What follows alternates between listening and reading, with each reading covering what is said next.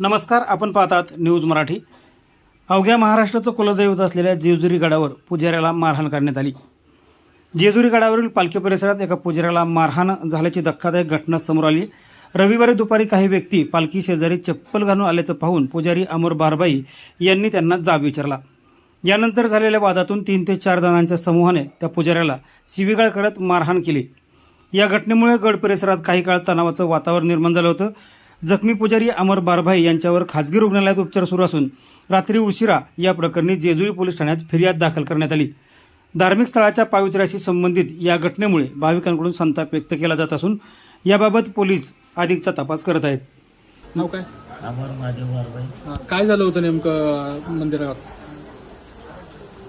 मंदिरावर भाविक आले होते, तर ते जिथं पालखी ठेवतात तिथं चप्पल बूट वगैरे घालून आले होते।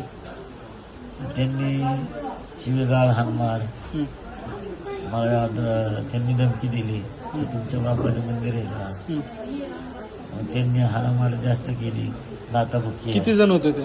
4-5 जण होते। ते म्हणले तुमच्या बापाचं मंदिर आहे का, आरे रावी करायला लागली। मला काही सुचत नव्हतं, नाकावर बुक्या, तोंडावर। माझं डोकं त्यांनी आपटलं त्या पालखीवर।